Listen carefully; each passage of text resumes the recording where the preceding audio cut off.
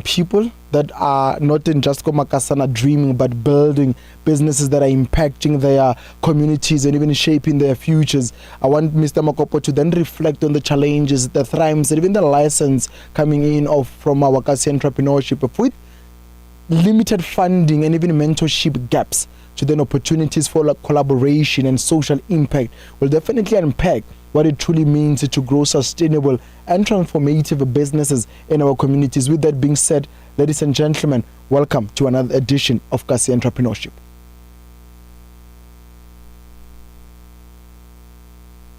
Welcome to another empowering edition of Kasi Entrepreneur on the Groundbreakers, right here on TUTFM. This segment is proudly brought to you by Makopo.com, redefining smart home experience. From voice control ovens to AI-powered home tech, Makopo.com is your trusted partner in luxury and smart living. Step into the future with home appliances that works as hard as you do. Let's build township economy, one entrepreneur at a time.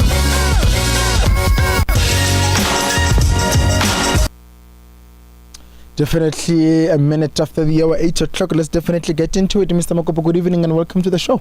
Good evening, Mr. Madisa. Good evening to Lisita. Good evening to Angela. I know. Yeah, and good evening to our listeners at home. Yeah. And our viewers as well. Yeah. Yes. And also your viewers. And also my TikTokers. Yeah, definitely. Yes, you have to give a shout out so to much, them. guys. Yeah.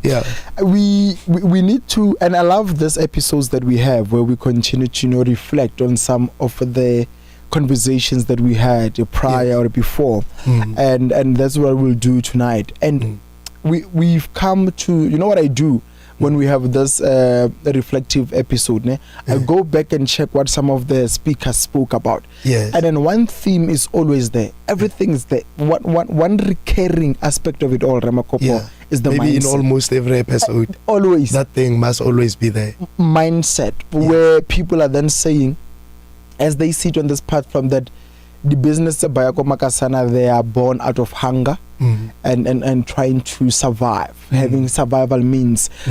But I want us to really speak on how do we really change that mindset from not just it being about survival, but really seeing the need to create a business. You know, on I'm not sure when it was it, but coming in from last week, I spoke to one politician. I will not name, I will not give name drop. Yes. And she was telling me how much there's no money in politics.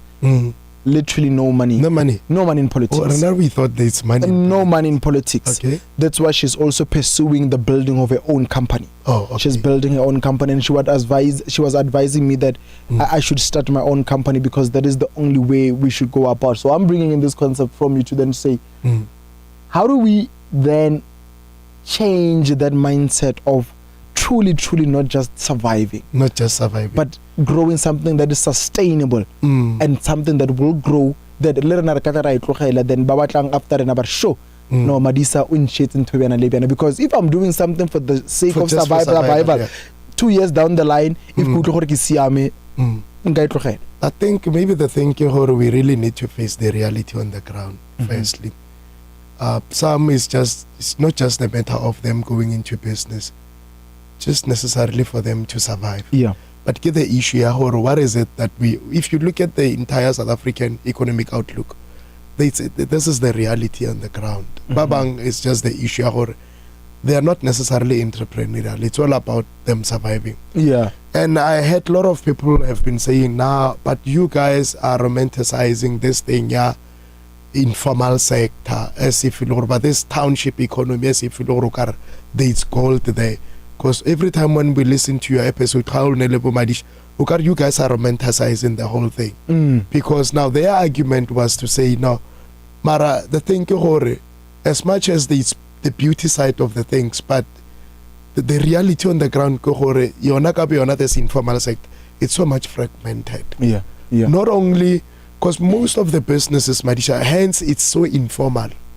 Most of the businesses in this township economy, most of them, Master Madisha, they are not actually growth orientated. Like you are saying, now you want to leave something. It's only businesses if the owner or the founder who started at the back or at the corner of his mind, who started this thing, I want to start something to outlive me. And then that business, it will be more of growth orientated. Yeah. But now if it's just the business all what you need to do, you just want to push for you to be able to meet your monthly financial obligations, maybe to pay for your school fees and other things.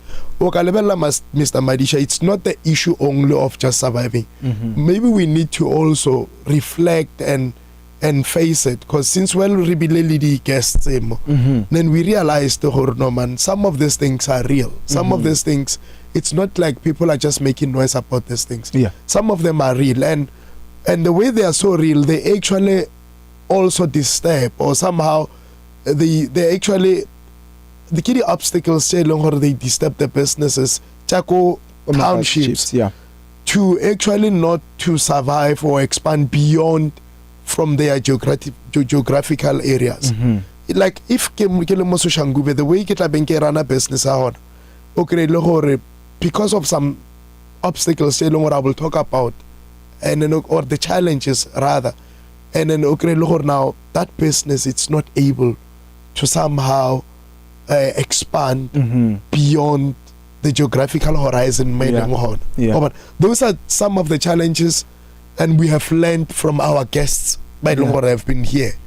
But truly speaking, we cannot afford, Mr. Madisa, to build businesses they are of survivalist. Sure. We really need to Nalwana, we always encourage this mindset shift. Can we just move away from just build the businesses and that's it? We need something that it's scalable, something that will be beyond from just where you're operating. And I'll tell you this, Makopo, I think it was last week, when did I go to town? Angela, when did I go to town? Was it last week Thursday? Ne? Can you even remember? It was last week Thursday, ne, Angel? Yeah. I think it was last week Thursday when I told you that I'm coming back from town. Yes, it was last week Thursday. Yes. In the taxi, so Kenzela utingo ko morago. And then we speaking wa bona mantse ba le ba gotlang ko maraba starter, they come ba go rekisitsa dilo and whatsoever. Those guys Ramakopa so persuasive. Yeah. Those guys man left for 2 yengwe o tla fela o reka sanyaki kangani. So this guy is trying to sell those things go this other guy, and I could feel the pain in the guy's response. So we speak about it as the taxi moves, and this other guy says to me, there's nothing as better than hustling. Ndangala unga reka mazambano or whatever, because you are your own boss. Uka decide or kache no yama ko kuning ebe na lebe ana wafisa ke letsatsi, but at least that 100 rands you did not have. It will be there. And I see and I hear him, right? I'm listening to him more, and I see where ideas are there, Ramagopo. And then one thing I can tell you is that with the guests that have sat here, sorry for that, who have come to then say, maybe let's put it in a 50-50 ratio where the 50 said funding is not a problem. And then there's other that said funding is the problem. But with some of this sentiments from the ground where people are saying, I have this idea, the issue is funding. Let's bring in the issue of the public sector and the private sector on how they can assist with their own experience and perspective and sentiments. How do you think the public sector and the private sector can come together to then create funding mechanisms for the business Sakomakasa? Yeah, firstly depends on how this private sector that you're talking about, this big businesses, how they view the small businesses.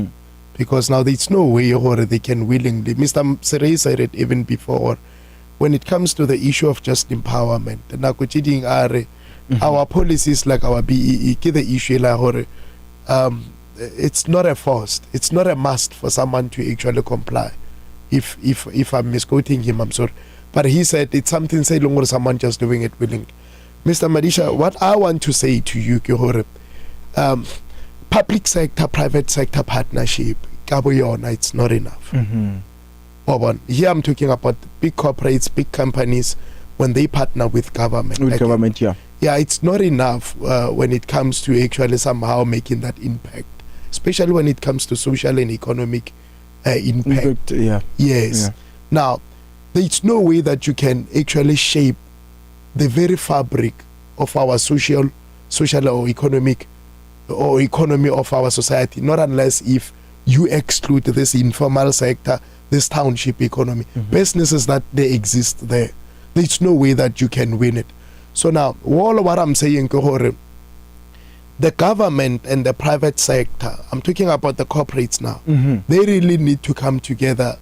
I know there are programs somewhere there, programs say government and the public sector, the private sector, they are coming together to, but I don't think we are leveraging them enough to actually assist these small businesses. But it's not only the issue of finance, because now, Mr. Madisa, even if you can give me money today, if I don't have the skill, especially the adequate training, formal training as to how I supposed to manage the administrative part of business, how I supposed to manage the finances of the company or my business, you will give me that money. We have seen it in so many different models where even like the land restitution, so government says, okay, this is your land, take your land back, and then now all of a sudden those farms defer to something else. Not unless if you equip these people or offer adequate skills. Only the plus government needs a made it here, and those are commercial farms. And then the communities still by the claim it. What happened in the last in the urban? Okay, yes, and then there are so many projects still or government just put people, they come together and government ban over fight each other. I think it's not only the issue of finance. Let's break it down. Some of the challenges, Mr. Madisa, even the environment, there's no way, as much as you're so much willing, you've got this spirit and you're so much enterprising, these challenges, we really need to face them. Government really need to invest in the townships to start with. The issue of infrastructure deficiency as well. Yes. It counts a lot. Does. Because now, how are you gonna, let's say maybe I'm producing something from Mokas, because we need to actually industrialize our township. So, but now if I'm producing something, say Longor Madisa, it's also producing somewhere else. And Namokasi, I'm facing this challenge, and it's a hurdle. In infrastructural deficiency. Every now and then there are power outages in my township. And then every now and then there are water outages. You know what? I won't be that competitive like someone where longer. Let's say maybe baker the cake. No baker the cake somewhere. All what we need electricity and whatever that we need. Okay, and then that's one of the challenges, Mr. Marish. And another challenge is this adequate access to finance. Here's the thing: almost 70% of the businesses, Madisha, they do exist in the township economy, are not funded. They're self-funded. And then if you're self-funded, Mr. Madisha, you will only grow at this level. You cannot go very high. So now you find that it's only 20 to 25% to 30% maybe, just to be safe. So of businesses, they are in townships. The banks, our traditional banking systems, they don't view them as the high risk. But the entire 70% of our informal sector are not financed.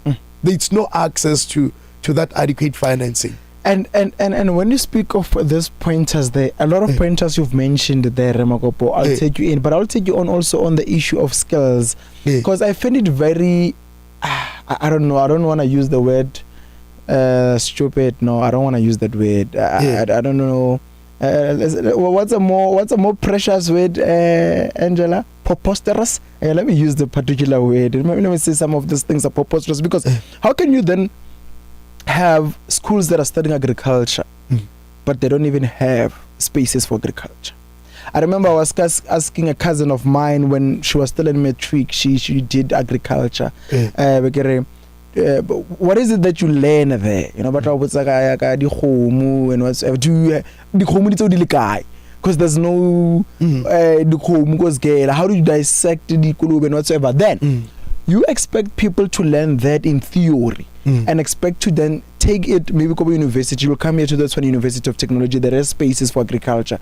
But then if you were then to do matric is 3 years from grade 10, 11, 12, you study. Matric start go grade 10. Yeah, for me that's it. Yeah, matric is from grade 10 because you study the same thing until yes. So you study that for 3 years, and then what happens afterwards? Because there's no way you're gonna take those skills if ever you don't go to varsity. You're gonna come to varsity for another 3 or 4 years, and then when you get to the ground, yes, let's debate. Because I can tell you this, Angela. What do you remember? Give me 3 modules from your first year. Angela, maybe none of our pass. None of our just for the next exam. And then sitting in the exam room. Yeah, Angela, you're saying something. Arno. Yeah, that's your mic there. Are you saying? Yes, I remember some of my modules in first year. Some, okay? Not some, all of them actually. What did you study in high school? In high school? Yeah. I did sciences. Physics and all of that. Okay. Biology. No, it's just not but you see where the issue of skills goes in, Ramako. Yes. And I was speaking to someone else, we also need skills, hardcore skills, Ramakopo, where people can use their hands. We hear for people come to universities and people tend to think, coming to learn a degree in whatsoever, it's proper, you're gonna get that. But skills, and then we the problem study and they're not in the market. Yeah, you gave example a very, should I say, very central, the most important. It's one of the strategic sectors of our economy. Yeah. Agriculture. Okay. That skill, it's quite important. It is. Okay. So now, why? For food security, we cannot all of us be entrepreneurs and be in construction and in everything. We really need the businesses, especially Chabat Babansu, Mr. Madish. I know this is there's so much resistance, or maybe should I say, some kind of pushback, man, in this industry. It's not that transformed. Most of commercial farms are still in the hands of white people. Maybe it's because we don't take this agricultural education serious. True. Before we can start blaming apartheid or anything else, it's not transformative. Yes. But the thing, how many of our young people that are so much interested into going to that thing? Remember, most of us, we want these fancy things, and true, very few of us we go into agriculture. But I want to show you where the education is important. Most of the time, Mr. Madisha, before you can get the funding, one of the prerequisites, very foundational anyway, for them to, when it comes to them assessing can they give you the money for this thing, one of the things that they check is the skill. Do you have the skill for what you're doing? Have you studied for this thing? I think now it becomes an advantage for you. Right now, if you studied agriculture, you do have the degree, you understand what's going on in agriculture.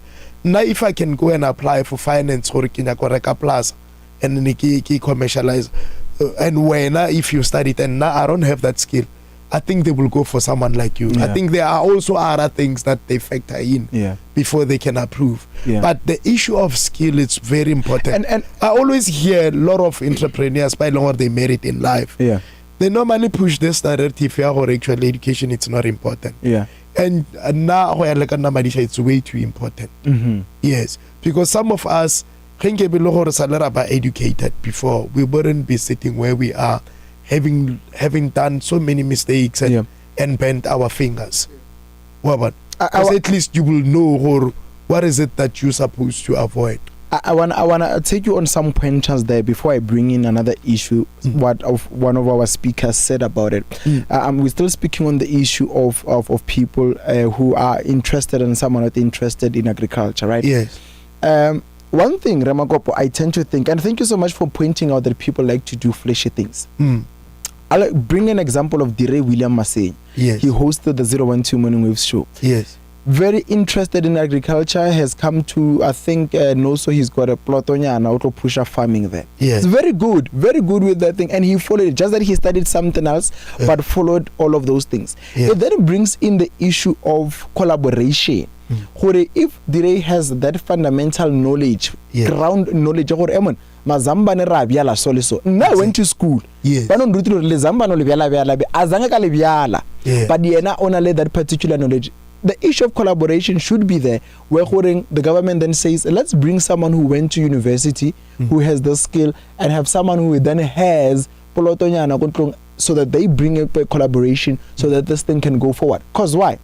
A lady in Mudimule, sorry for that, a lady in Mudimule who's a friend of mine, we often speak from time to time, once went to this government initiative training at poultry or something, but they give you training, I think it's for 3 weeks or something. Yes. 3 weeks, and then yes, right, and then which is a good, fantastic initiative. And then the first ones, I don't know what it's, then from there we're not at the panel plan. I go obviously you have to get them DJ, and then you'll start selling them, then all stock a. Yes. Now imagine someone who's not really interested into that. Yes. So you see, we're going back. Yes. But if there was someone like Dire William Masenya who has that skill, who has the knowledge, maybe the funding, or went to those particular initiatives, how would that be? Yes. I think there's a huge difference, because most of our guys or most of our people, they normally just go to Motununyako just because it's this funding available for certain things. I get. It must be, Madisha, something that you really have the passion for. Sure. Before you can even venture into that thing. Yeah. And it's very important as well for people to make or to do the market researches, the feasibility studies before they can even venture into certain industries. Certain industries, they look it look beautiful from outside, from a distance. Now the moment you are into that sector, then you realize, actually I ventured into a wrong sector. Remember recently we had the stylist, or the guy from Victor, the fashion industry. Victor A. Yes. And then now I only realized later, after we reflected on but that it's the toughest industry ever. What's why? Then I realized, actually 87% of all the fabric here in South Africa are imported. And Nahana, if now you just decided to say, no, just because I love fashion and then I want to venture into fashion space, it's very important for people to actually have the passion. But now having the passion, something said long, or the industry is shaking, it's gonna defeat the whole purpose why you at the first place want to be in business. It's very important, Mr. Madisha, for people to actually, number one, to have the formal training to understand the industry. A lot of people went into poultry and even farming, Mr. Madisha, it's a different thing. It's a different thing. The risk is so high. Very capital intensive. To buy these machineries and everything. Salaries and then only for the whole thing to make a very huge loss at the end. Before harvest time. Already monkeys already training harvest. True. All alone they stay. So it's a very risky business. You need to do also calculated risks. And thank you for that. That's why I'll take you on the pointers that you mentioned, that you see, if it's very important for people to collaboration works, if you have you know the know-how. Yes. And I have the skill and Jaka, so we can go on this thing. I watch a lot of shows, right? Yes. And I was watching Yellowstone. There's a series called the Yellowstone about there's cowboys and ranchers and farms, right? Yes. Competition is tough because of if una ubiyezi di cabbage, it would apply no the cabbage is there. So on that particular scene, hona la batho hore ba poisonile di khomu tsa the other ranch. Yes. Imagine if that happens to you. Motho poison already khomu di just something tse hore ngada tsontso di ja di khomu tse 300 di isho. Now we will face it this thing. It's this thing, livestock theft. Yeah. It's a lot. We're living in times whereby lidi khomu are tricky. I think your livestock, now there must be a tracker. When the animal behaves this way, now you know what they're stealing them in the middle of the night. Actually, not unless you are like the Ray Masenya and you have the passion for that. Yeah. But I'm saying to our youth, to everyone who want to venture in any business, firstly, do the calculated risks, study the industry very well. True. be sure about what you want to do. Yeah. Money alone, it's not important. Yeah. It will never be enough. You need adequate skills as well. And thank you so much for that. When you say, Ramakopo, people should study the business. You know, was it today? I think it was today. I haven't been sleeping okay coming in from the weekend. I haven't slept, actually. Yes. And I was thinking at one point, I'm not sure if it's today in the morning or just late last night before I went to sleep, about what if I were to start a clothing brand? Yes. How many clothing brands are there? Yes. You need to be able to study them to then say, what is it that those clothing brands that are there, because I'm looking into people, right? Was at the South African State Theatre over the weekend. You know, people, we love arts, we're artists and whatsoever, but it doesn't really mean art doesn't have money as much like that, like how people presume that arts have money. It doesn't really have much. Yes. And then you have to then learn the market to then make sure why should people buy yours, because spend white and whatsoever. I can't buy this. Exactly. Or whenever Mr. Makopo buys, people was teller and then someone buys that from me. You need to learn the market, because I was thinking about it. How do you go about it? There's a lot of clothing brands. Do you think a clothing brand now will succeed? Some Madisa have proven to succeed. Yeah. Not necessarily only clothing brands, but now Renele Jona Budi Galaxy Boy and others by Longore have actually risen from the ashes of just being there to somewhere else. And but was only with Yovalu as well. Those are our inspirational people by Longore. We really want to follow them. They've set prime examples. Or anything is possible. A black child. His footwear brand. But now here's the thing, like I just told you now, Mr. Madisha, if you will be coming in a clothing industry, you know the textile industry went down here in South Africa.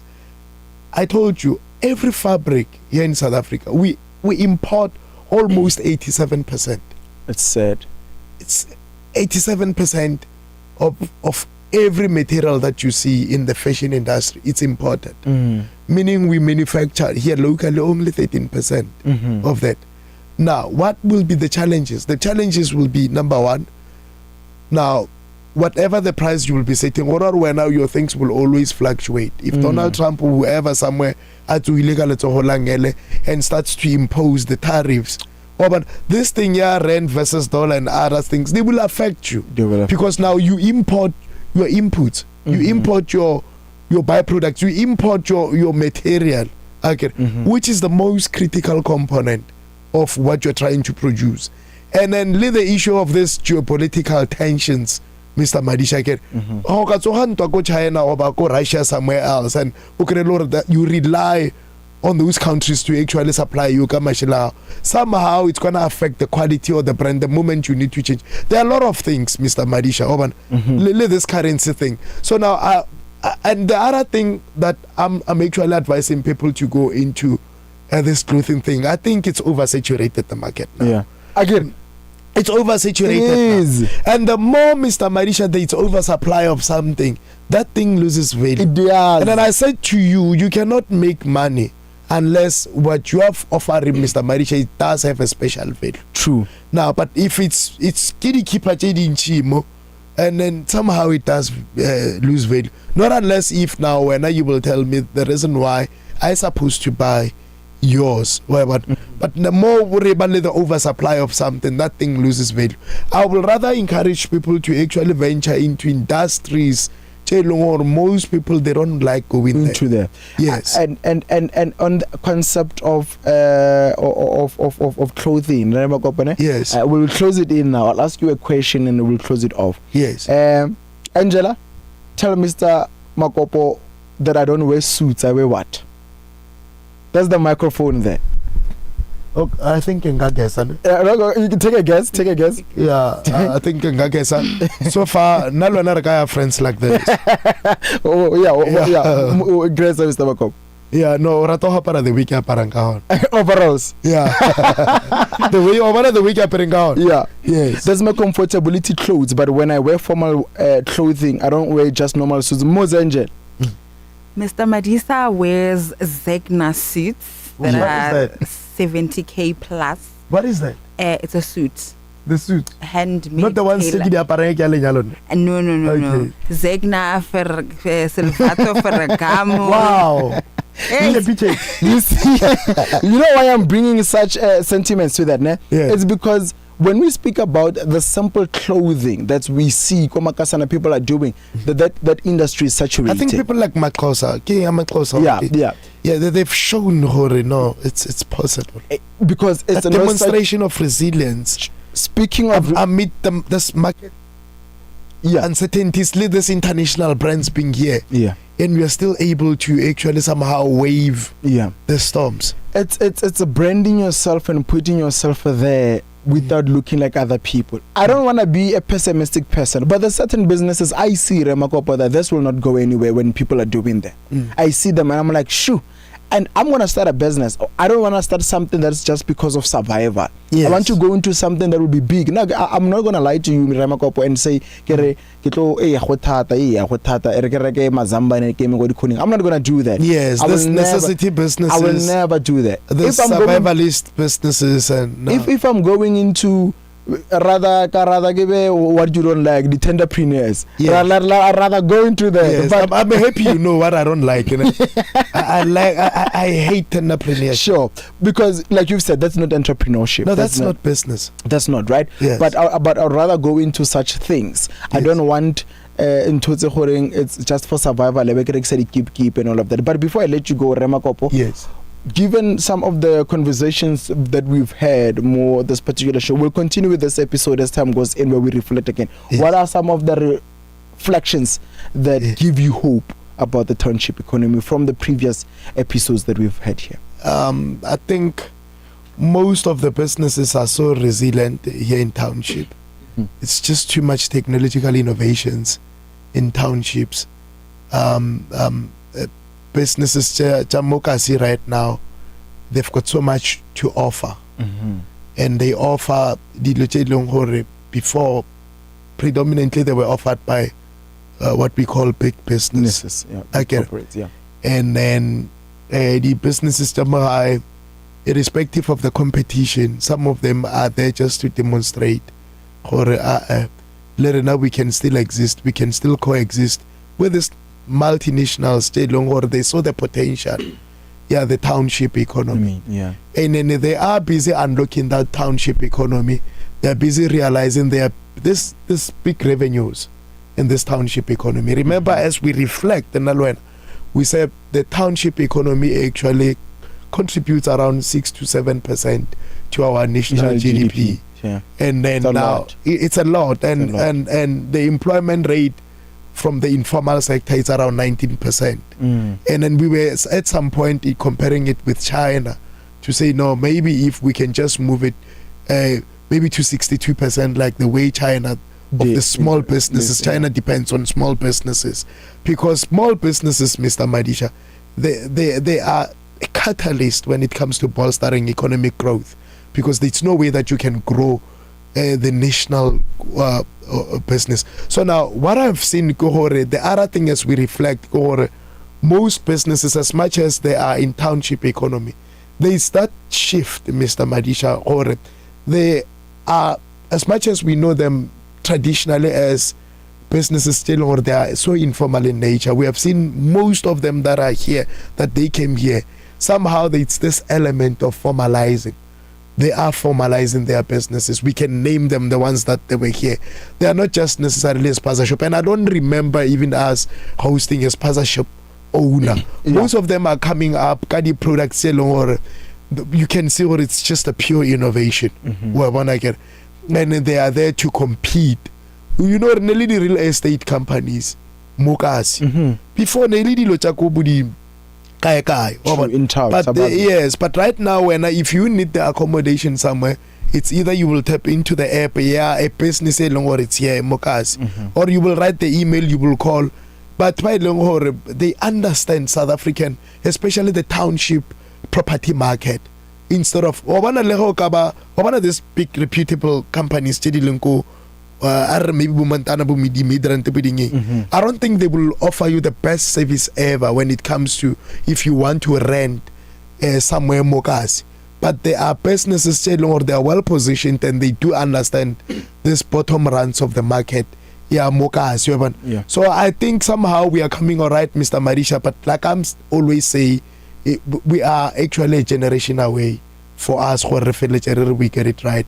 We still need 2 more decades before Ricardo, you know what, we are getting it right. The reason why I'm saying this is because most people, Mr. Madisa, we will talk about it one day.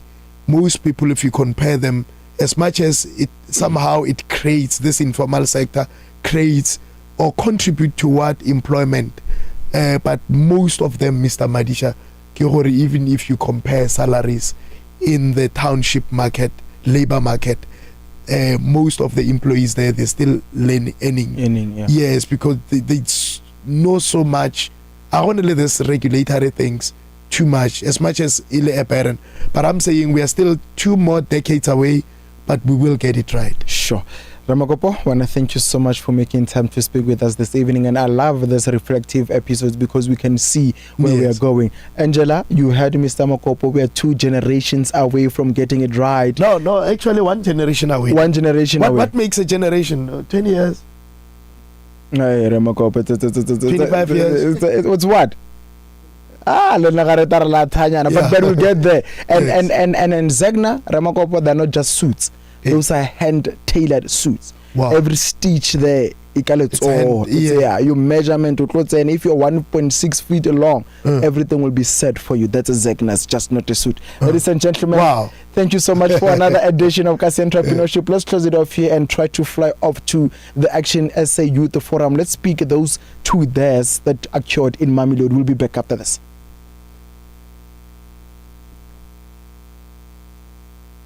That wraps up today's edition of Kasi Entrepreneur on the Groundbreakers. A big shout out to our visionary sponsor, Makopo.com, your home of premium, intelligent appliance designed for comfort, class, and convenience.